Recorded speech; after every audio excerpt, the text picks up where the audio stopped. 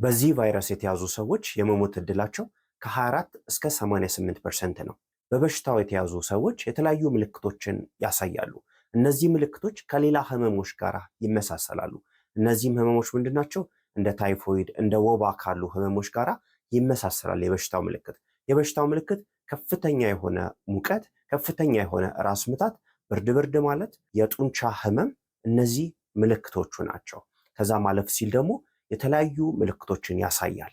በበሽታው የተያዘ ሰው ካገገመ በኋላ ቫይረሱን ሊያስተላልፍ ይችላል። ለምሳሌ አንድ ወንድ በዚህ ቫይረስ ተጠቅቶ ከሆነ ቫይረሱ የዘር ፈሳሽ ውስጥ እስከ 1 ዓመት የመቆየት አቅም አለው። ሰላም ጤና ይስጥልኝ፣ ዶክተር ከበደ ነኝ። ዛሬም እንደተለመደው በሌላ ቪዲዮ ወደ እናንተ መጥቻለሁ። በዛሬው ቪዲዮ የምንመለከተው ስለ ማርበርግ ቫይረስ ነው የምንመለከተው። ማርበርግ ቫይረስ በጣም ብዙ የሆኑ ጉዳቶችን እያስከተለን ያለ አይደለ? እንደ ዓለምም ከተነሳበት ጊዜ ጀምሮ በጣም ብዙ ጉዳቶችን እያስከተለን ያለው። በሀገራችን ኢትዮጵያ በቅርቡ ማርበርግ ቫይረስ ተነስቷል። በዚህም የ5 ሰዎች ህይወት ጠፍቷል ማለት ነው። አሁን ማርበርግ ቫይረስ ምንድን ነው?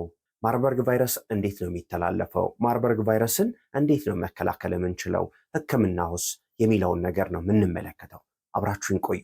ለዚህ ቻናል አዲስ የሆናችሁ ላይክ፣ ኮሜንት፣ ሰብስክራይብ በማድረግ ቻናሉን ተቀላቀሉ። ማርበርግ ቫይረስ በጣም ሲሪየስ የሆነ ገዳይ የሆነ ህመም ነው። ምንድነው ተብሎ የሚጠራው?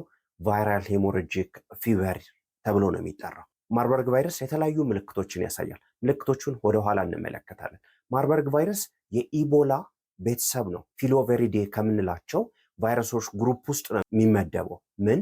ማርበርግ ቫይረስ ማለት ነው። ስለዚህ ኢቦላ ምን ያክል ሲሪየስ እንደሆነ ሁላችንም እናውቃለን። ማርበርግ ቫይረስም እንደዛው በጣም ሲሪየስ የሆነ ህመም ነው ማለት ነው። ከ1967 ጀምሮ ከፍተኛ የሆነ ጉዳትን እያስከተለ ያለው፣ ከፍተኛ የሆነ ሞትን እያስከተለ ያለ፣ ምንም አይነት መድኃኒት ያልተገኘለት ቫይረስ ነው ማለት ነው። ማርበርግ ቫይረስን የሚያስተላልፉ ነገሮች ምንድናቸው የሚሉትን እንመልከት። ማርበርግ ቫይረስ እንዲተላለፍ ምክንያት የሚሆኑት የኢጂፕሽያን ፍሩት ባት የምንላትና ዝንጀሮዎች ናቸው ለማርበርግ ቫይረስ መተላለፍ ምክንያት የሚሆኑት። ምክንያቱም እንደምናውቀው ማርበርግ ቫይረስ ዞኖቲክ ዲዚዝ ነው፣ ወይም ከእንስሳ ወደ ሰው የሚመጣ ህመም ነው። ከዛም በኋላ ነው ከሰው ወደ ሰው የሚተላለፈው ማለት ነው። ስለዚህ ኢጂፕሽያን ፍሩት ባት የምንላት የግብፅ የፍራፍሬ ሌሊት ወፍ እና ዝንጀሮዎች ዋነኛ ምክንያት ናቸው ማለት ነው። ምን እንዲተላለፍ? የማርበርግ ቫይረስ ከእንስሳ ወደ ሰው እንዲተላለፍ ማለት ነው። በቀደመው ሰዓትም በ1967 ማርበርግ ቫይረስ ወደ ሰው ልጅ የመጣው ከዝንጀሮ ነው። የማርበርግ ቫይረስ ወረርሽኝ በተለያዩ ጊዜያቶች ውስጥ በተለያዩ ቦታዎች ላይ ተከስቷል። እነዚህን ጊዜያትና እነዚህን ቦታዎች ጥቂቶቹን እንመልከት። በመጀመሪያ የማርበርግ ቫይረስ ወረርሽኝ የተከሰተው እንደ አውሮፓኑ አቆጣጠር በ1967 ዓ.ም ጀርመን ውስጥ ነው። ማርበርግ የምትባል ከተማ ውስጥ የተከሰተው ማለት ነው። ይሄ ወረርሽኝ እዛ እንዴት ተከሰተ የሚለውን ነገር እንመልከት። የጀርመን ሳይንቲስቶች የፖሊዮ ክትባትን ለማጥናት በሚያደርጉት ሂደት ውስጥ የተለያዩ ዝንጀሮችን ከዩጋንዳ ያስመጡ ነበረ። እነዚህን ዝንጀሮች እያስመጡ የፖሊዮ ቫክሲንን ወይም የፖሊዮ ክትባትን ሙከራ በሚያደርጉበት ሰዓት ላይ አንድ ላቦራቶሪ ውስጥ የሚሰራ ሰው ይታመማል። በሚታመምበት ሰዓት ላይ ምክንያቱን በሚያጠኑበት ሰዓት ላይ ምን ሆኖ ተገኘ? ማርበርግ ቫይረስ ሆኖ ተገኘ ማለት ነው። ይሄ ማርበርግ ቫይረስ ከምን የተላለፈ ነው ማለት ነው? እነሱ ለጥናት ከሚያውሉት ዝንጀሮ የተላለፈ ነው ማለት ነው። ስለዚህ ማርበርግ ቫይረስ ለመጀመሪያ ጊዜ ጀርመን ውስጥ ነው የተከሰተው። ዩጎዝላቪያ ውስጥም ተከስቷል። በዛን ሰዓት በእነዚህ በሁለት ሀገሮች ነበር የተከሰተው ማለት ነው። ከዛም በኋላ በተለያዩ ሀገሮች ውስጥ ይሄ ወረርሽኝ ተከስቷል። ለምሳሌ እንደ አውሮፓውያን አቆጣጠር በ1998 እስከ 2000 ዓመተ ምህረት ድረስ እንደ አውሮፓውያን አቆጣጠር ማለት ነው። በዚህ ሰዓት ዲሞክራቲክ ሪፐብሊክ ኦፍ ኮንጎ ውስጥ ተከስቷል። የተያዙ ሰዎች ስንት ነበሩ? 158 ነበሩ። ከ158ቱ 128ቱ በቫይረሱ ምክንያት ሞተዋል። ከዛም በኋላ አንጎላ ውስጥ 2005 ላይ ተከስቷል። በዚህን ሰዓት የተያዙ ሰዎች 374 ነበሩ። ከተያዙት ውስጥ የሞቱት 329 ናቸው። ምን ያክል ገዳይ እንደሆነ እንግዲህ አስቡት። ከዛም ዩጋንዳ ውስጥ ተከስቷል። ዩጋንዳ ውስጥ 15 ሰዎች ተያዙ። ስንቱ ሞቱ? 6ቱ ሞቱ ማለት ነው። በተለያዩ ጊዜያቶች ውስጥ የተለያዩ ቦታ ላይ ይሄ ወረርሽኝ ተከስቷል። በቅርቡ እንደውም ታንዛኒያ ውስጥ ተከስቷል። ታንዛኒያ ውስጥ በተከሰተው 66 ሰዎች ተያዙ፣ 6ቱ ሞቱ ማለት ነው። ይሄ ቫይረስ በጣም ገዳይ ነው። የተለያዩ ሰዎች ላይም ይተላለፋል ማለት ነው። በሀገራችን ኢትዮጵያም ከ10 ሰዎች ውስጥ 5ቱ በቫይረሱ ምክንያት ህይወታቸውን አጥተዋል ማለት ነው። የማርበርግ ቫይረስ ወደ ሰውነታችን በሚገባበት ሰዓት ላይ የሚከሰተውን ነገር እንመልከት። የማርበርግ ቫይረስ ወደ ሰውነታችን በሚገባበት ሰዓት ላይ የሚከሰተው ነገር ምንድነው? ነጭ ደም ሴላችንን በጣም ያጠቃል። የበሽታ የመከላከል አቅማችንን ያዳክማል። በዚህም ቫይረሱ ራሱን ምን እያደረገ ይመጣል? እያባዛ ይመጣና የቫይረሱ መጠን ሰውነታችን ውስጥ በጣም ይበዛል ማለት ነው። በዚህም ቫይረሱ ቀጥታ ሄዶ ህዋሶቻችንን ወይም ሴሎቻችንን በከፍተኛ ሁኔታ ያጠቃል። ይሄም ከፍተኛ የሆነ ጉዳት ሰውነታችን ውስጥ እንዲከሰት ያደርጋል። የተለያዩ የሰውነት ክፍሎቻችንንም ያጠቃል። ለምሳሌ ጉበትን ያጠቃል። ጉበትን በማጥቃቱ ምክንያት ክሎቲንግ ፋክተር ምንላቸው አሉ፣ ደም እንዲረጋ የሚያደርጉ ማለት ነው። እሱ እንዳይመረት ያደርጋል።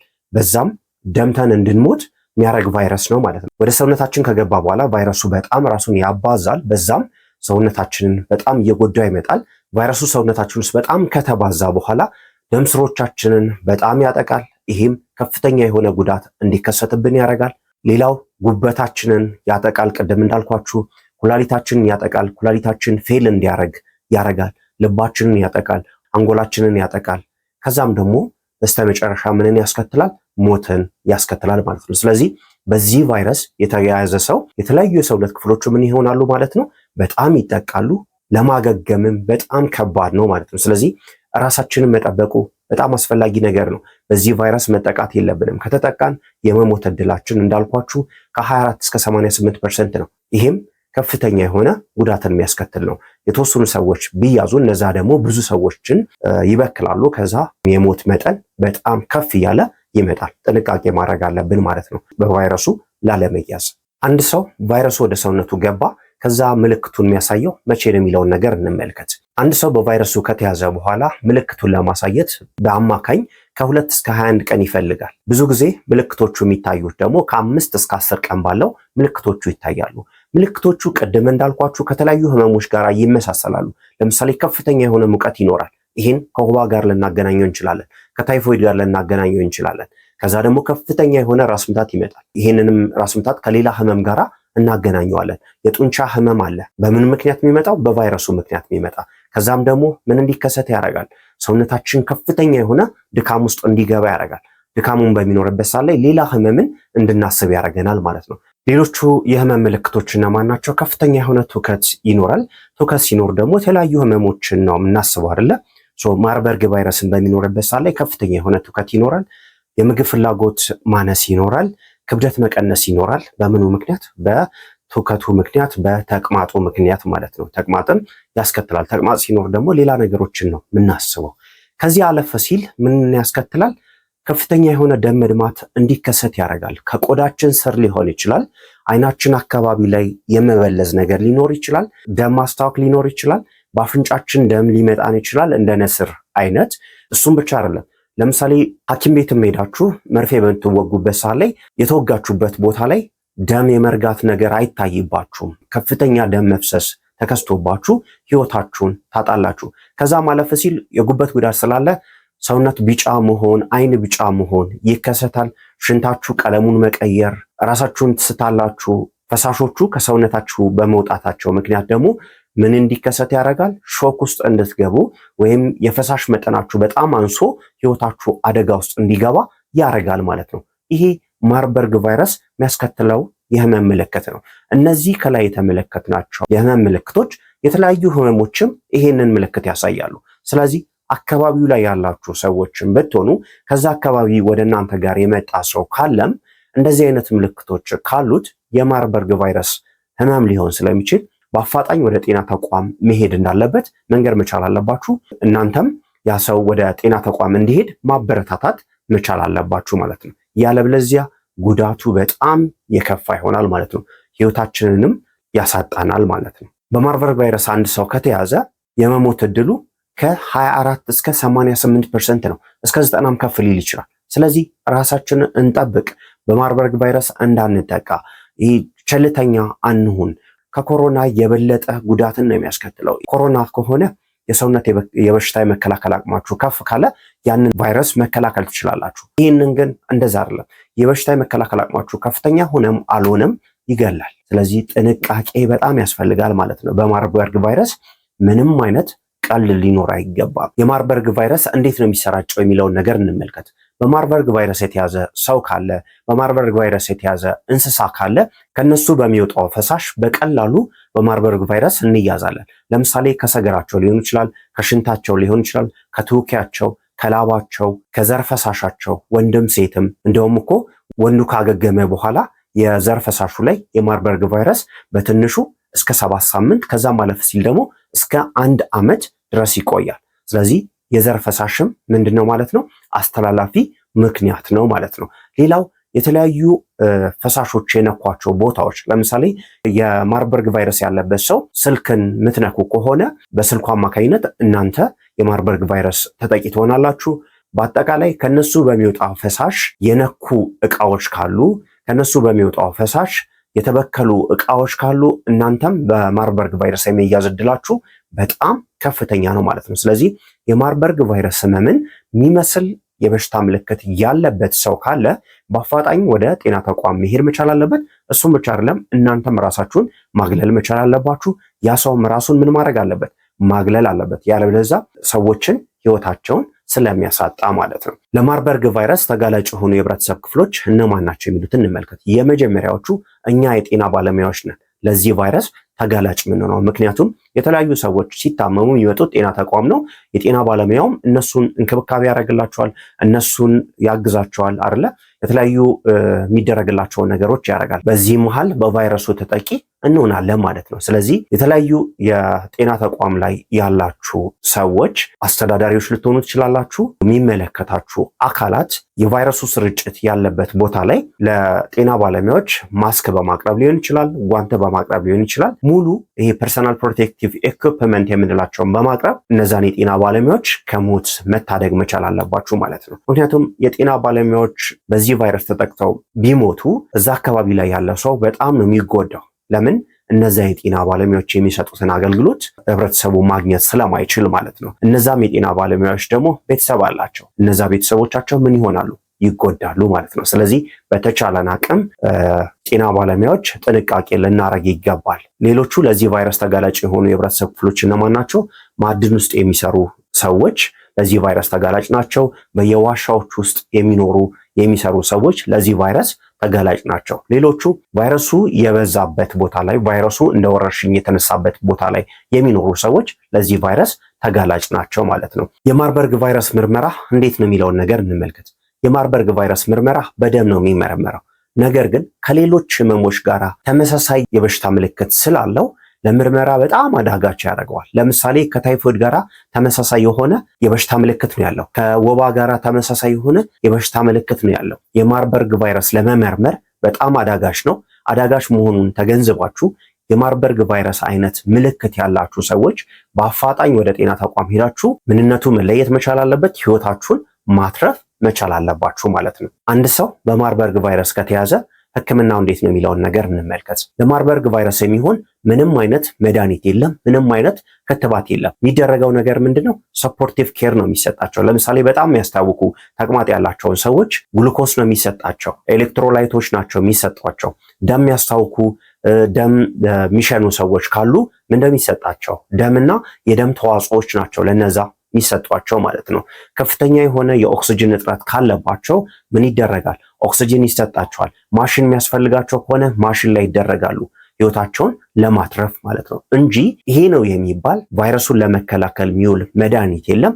ይሄ ነው የሚባል ምን የለም፣ ክትባት የለም። የተለያዩ ሙከራዎች አሉ። ምንን ለማምረት? የተለያዩ የጸረ ቫይረስ መድኃኒቶችን፣ ማርበርግ ቫይረስን ለመከላከል የሚውሉ መድኃኒቶችን ለማምረት፣ የተለያዩ ቫክሲኖችን ወይም ክትባቶችን ለማምረት የተለያዩ ሙከራዎች አሉ። እነዚህ ሙከራዎች በሂደት ላይ ያሉ ናቸው እንጂ ወደ ስራ የገባ ምንም አይነት ክትባት የለም። ወደ ስራ የገባ ምንም አይነት መድኃኒት የለም። ስለዚህ መጠንቀቅ መቻል አለብን ማለት ነው። በማርበርግ ቫይረስ ተያዝን ማለት ህይወታችን አይተርፍም፣ ልንገነዘብ የሚገባው ነገር ማለት ነው።